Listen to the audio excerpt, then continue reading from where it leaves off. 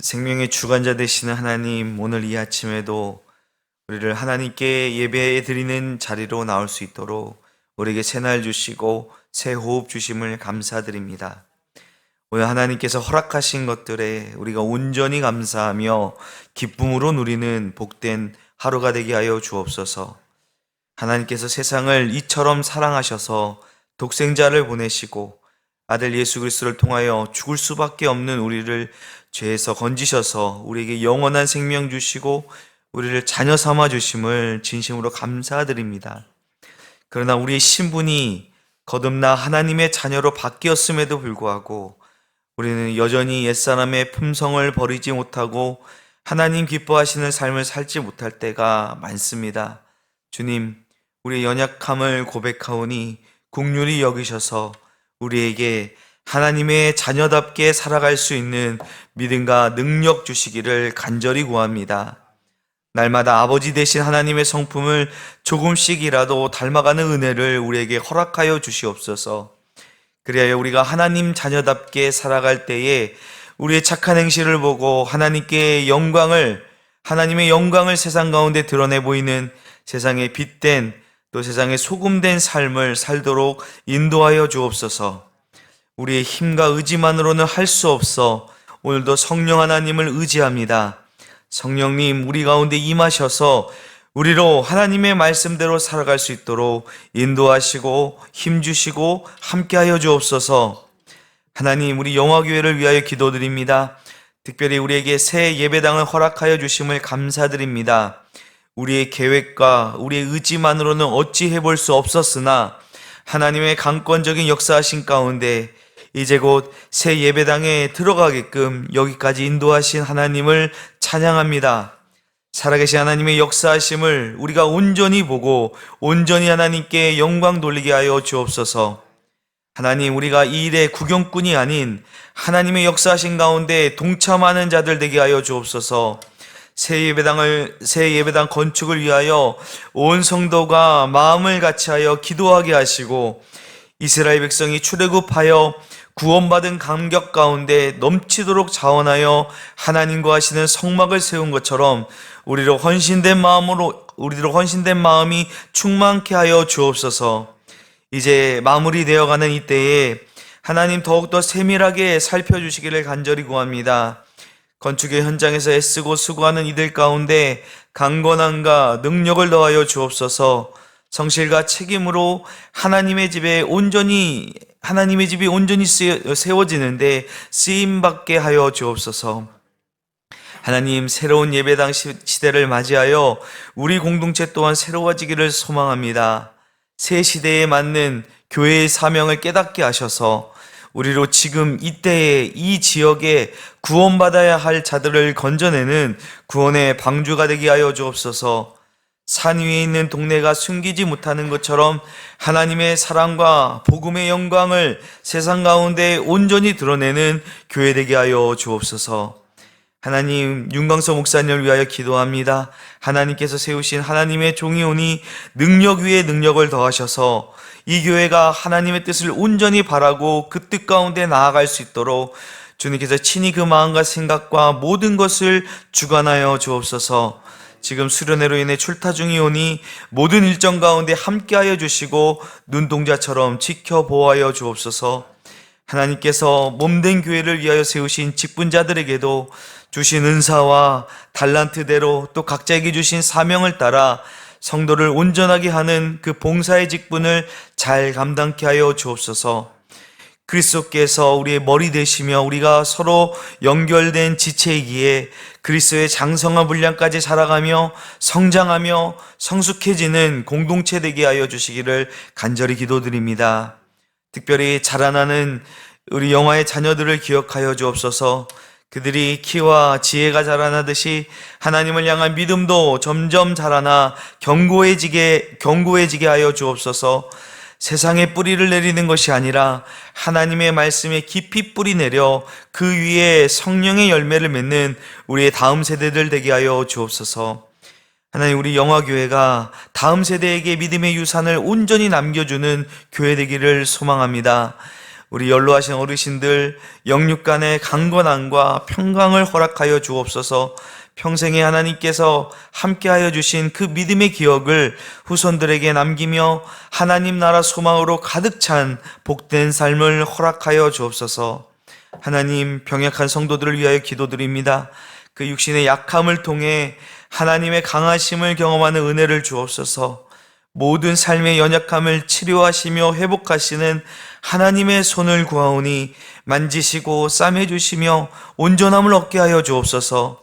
삶의 모든 어려움과 결박 가운데 오직 예수님의 이름 붙잡고 그 이름의 능력으로 일어서기를 소망하며 기도하는 모든 성도들의 간구를 들으시고 응답하여 주옵소서.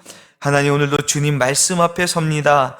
이 말씀이 살아계신 하나님의 음성으로 듣게 하셔서 그 말씀 앞에 응답하며 말씀을 듣는 데 그치는 것이 아니라 지켜 살아내며 가르치는 데까지 이르도록 말씀으로 우리를 세워주시옵소서. 감사드리며 이 모든 말씀 우리 주 예수 그리스도의 이름으로 기도드립니다. 아멘. 우리 하나님의 말씀 함께 보도록 하겠습니다. 마태복음 5장 17절에서 26절까지의 말씀입니다. 마태복음 5장 17절에서 26절까지의 말씀, 이제 저와 함께 하나님의 말씀 읽도록 하겠습니다. 내가 율법이나 선지자를 폐하러 온 줄로 생각하지 말라. 폐하러 온 것이 아니요 완전하게 하려 함이라. 진실로 너희에게 이르노니 천지가 없어지기 전에는 율법의 1.1획도 결코 없어지지 아니하고 다 이루리라. 그러므로 누구든지 이 계명 중에 지극히 작은 것 하나라도 버리고 또 그같이 사람을 가리키는 자는 천국에서 지극히 작다 일컬음을 받을 것이요 누구든지 이를 행하며 가르치는 자는 천국에서 크다 일컬음을 받으리라. 내가 너희에게 이르노니 너희 의가 서기관과 바리새인보다 더 낫지 못하면 결코 천국에 들어가지 못하리라.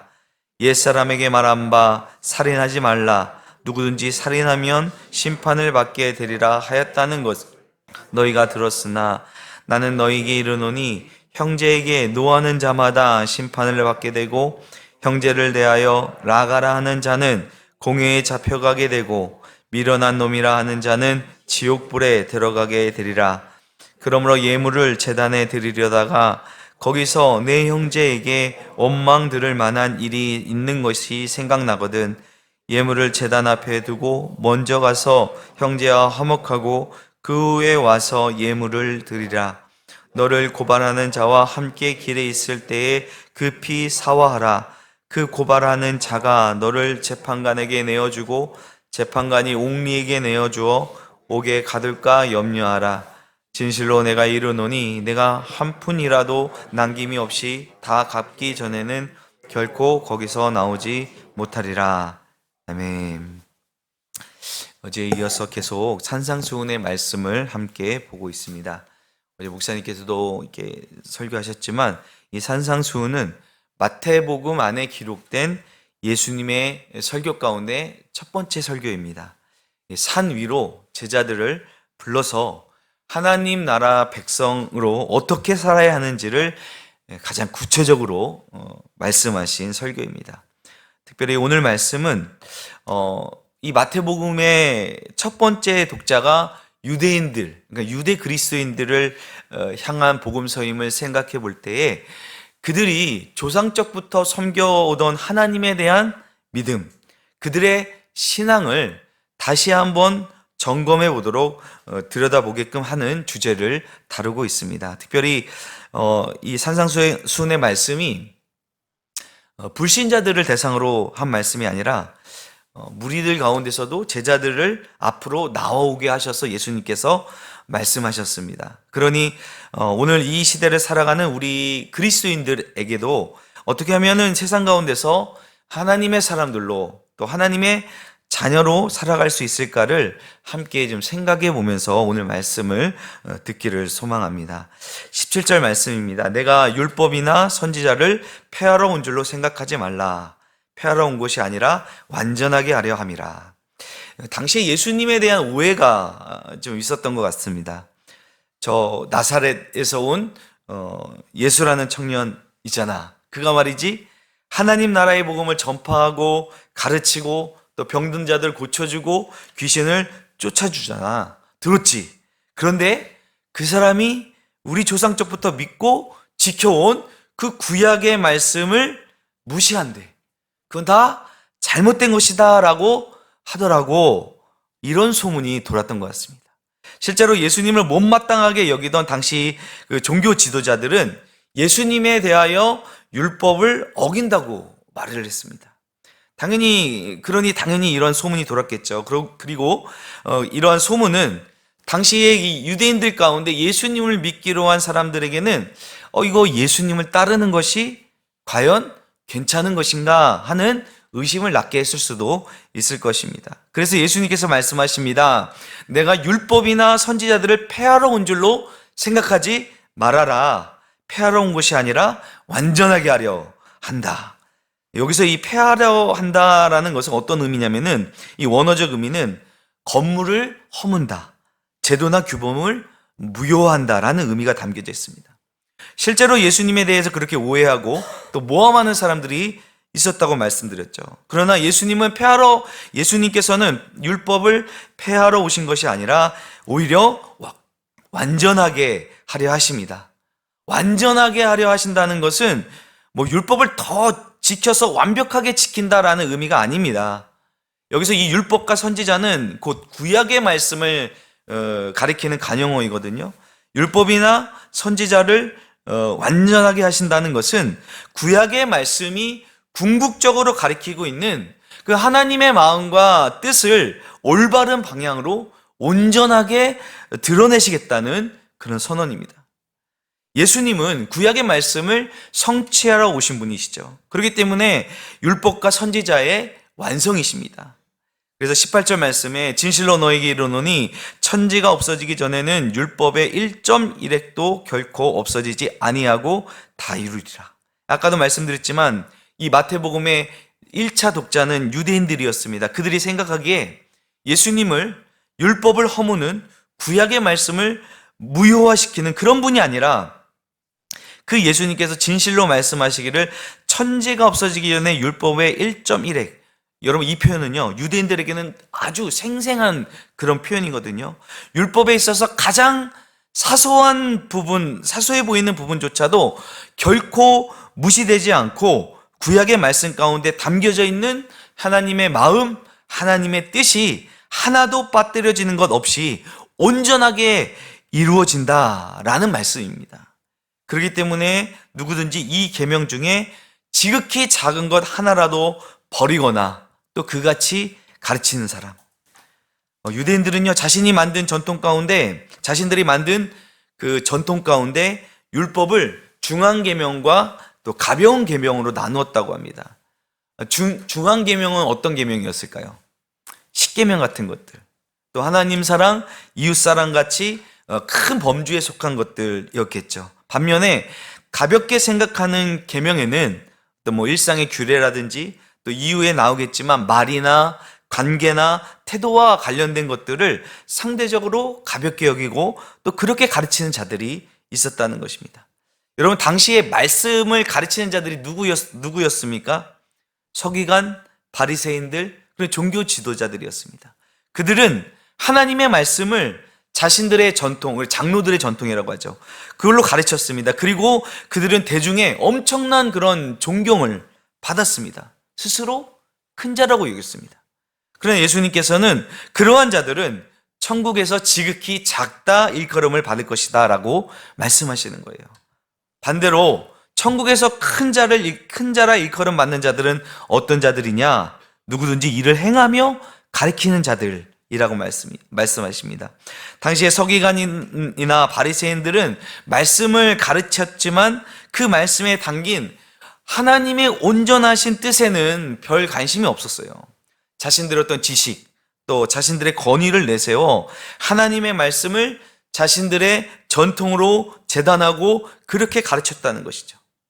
그렇다면 천국에서 큰 자의 일컬음을 받으려면 작다고 생각하는 계명, 별거 아니라고 생각하는 그 계명이라도 그 안에 담겨져 있는 그 하나님의 마음, 하나님의 뜻을 중요하게 생각한다면 그 말씀을 지키고 행하고 또 그렇게 가르치는 자가 바로 천국에서 큰 자라 일컬음을 받게 된다는 것입니다. 그러면서 20절 말씀에 내가 너희에게 이르노니 너희 의가 서기관과 바리새인보다 더 낫지 못하면 결코 천국에 들어가지 못하리라 라고 말씀하십니다. 유대인들에게는 이 말씀이 대단히 충격적인 말씀으로 들렸을 것 같습니다. 어떻게? 서기관과 바리새인보다 더 의로야만 천국에 들어갈 수 있다면 그러면 우리가 어떻게 천국에 들어갈 수 있겠어? 이런 생각을 했을 것입니다. 그런데 여기서 예수님께서 말씀하시는 의는 당시 서기관들과 바리새인들이 보여주는 의와는 전혀 다른 차원의 의로움이었습니다. 예수님께서 더 나아야 한다라고 말씀하시지 않습니까? 근데 이것은 그들보다 어떤 더 양적으로 더 많이 또는 더 힘겹게 지켜야 한다는 그런 의미가 아닙니다. 질적으로 완전히 다른 차원을 말씀하시는 것입니다. 이 원어적 의미는 넘쳐 흐른다라는 의미이거든요. 그러니까 서기관과 바리새인들이 보여주는 의는 외적인 기준이었어요. 보여주는 기준의 의였습니다. 마치 점수를 매기는 것처럼 이것을 지켰으면 1점, 못 지키면 마이너스 1점. 이런 식의 행위 중심의 사람들 앞에 보여지는 그런 의가 아니라 정말 하나님의 말씀, 그 계명에 담겨져 있는 하나님의 마음을 바로 깨달아 그 말씀대로 살고자 하는 그 본질을 예수님께서 말씀하시는 것입니다. 그럼 예수님께서 말씀하시는 그 의가 도대체 어떠한 의인가를 이제 앞으로 오늘 말씀뿐만 아니라 계속해서 6개의 사례를 통해서 예수님이 말씀해 주십니다. 그들이 기존에 가지고 있던 생각들, 구약의 말씀에 대한 그 맹목적인 신앙에 대해서 그 본질이 무엇인지를 말씀해 주시고자 하는 것입니다. 첫 번째 사례는 살인에 관하여 그들의 굳어진 신앙관념을 깨뜨리십니다. 21절에 옛사람에게 말한 바 살인하지 말라, 누구든지 살인하면 심판을 받게 되리라 하였다는 것을 너희가 들었으나, 이것이 바로 그들이, 특히 유대인들이 가지고 있는 고정된 신앙관념이었습니다. 살인하면 안 되지, 살인하면 심판을 받게 되지. 그런데 나는 살인하지 않았으니까 괜찮아, 나는 율법을 지킨 거야. 근데 22절 말씀에 예수님이 말씀하시죠. 나는 너에게 이르노니 형제에게 노하는 자마다 심판을 받게 되고 형제에 대하여 라가라 하는 자는 공회에 잡혀가게 되고 미련한 놈이라 하는 자는 지옥불에 들어가게 되리라. 엄청나게 살벌한 그런 말씀입니다. 점점 강해지는 구조를 가지고 있어요. 형제에게 화를 내면 심판을 받게 되고 라가라 하면 공회에 잡혀가게 되고 미련한 놈이라 하면 지옥불에 들어가게 된다고 말씀하십니다. 그럼 우리 가운데 이 말씀에 자유로울 사람이 누가 있을까요? 참 마음이 어려워지는 말씀입니다. 자, 우리가 이 말씀 앞에서 이 말씀을 그대로 받아들이는 것도 중요합니다. 하지만 이 말씀에 담긴 예수님의 진의가 무엇인지, 왜 예수님께서 이렇게 세게 말씀하시는지를 생각해 보아야 합니다. 자, 형제에게 노하는 자, 여기서 이 노한다는 것은 순간적인 어떤 감정이 폭발하여 분노하는 것이라기보다는 지속되게 마음속에 품고 있는 분노, 상대를 향한, 형제를 향한 적대적인 그런 방향을 가리킵니다. 저 사람을 보면 이 마음의 화가 가라앉지 않고 지속되는 상태를 말하는 거예요. 그러한 자는 심판을 받게 된다. 여기서 이 심판은 법정에 서는 것을 말하는 것이 아니겠죠. 그러나 심판을 받게 된다는 것은 이미 하나님 앞에서 그것이 결코 옳지 못하다는 것을 말씀하시는 것입니다. 두 번째로 라가라는 자, 이 라가는 아람어입니다. 예수님 당시에 유대인들이 실생활에서 쓰는 언어가 아람어였는데 어떤 의미냐면 빈 머리, 무가치한 인간, 쓸모없는 존재, 이런 욕입니다. 그런데 그 의미를 살펴보면 상대방에 대한 그 존재의 가치를 부정하는 말이에요. 그런 말 하는 자는 공회에 잡혀간다고 말씀하세요. 공회는 어떤 곳입니까? 당시 최고 종교 재판 기관이었습니다. 거기서 생사의 판결까지도 다루는 그런 곳입니다. 형제를 향하여 그 존재를 부정하고 사회적으로 죽이는 언어로 그를 향하여 말한다면 그것이 곧 실제로 공회에 잡혀가는 것과 같은 큰 죄라는 것을 말씀하시는 것이죠. 마지막으로 세 번째, 미련한 놈이라 하는 자.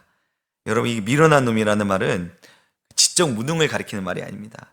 이거는 도덕적 또는 영적으로 타락한 자라는 말입니다. 그래서 이 단어가 구약에서는 하나님을 부인하는 자를 가리키는 표현입니다. 즉, 이 말은 무슨 의미냐면은 너는 하나님과 상관없는 사람이다, 이런 의미를 담고 있는 거예요. 유대인들에게 있어서는 이게 최고의 저주의 말이죠.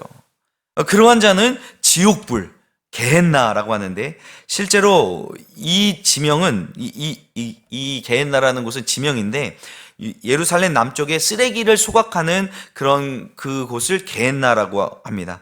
근데 성경 안에서는 그 의미는 하나님 나라의 바깥을 의미합니다.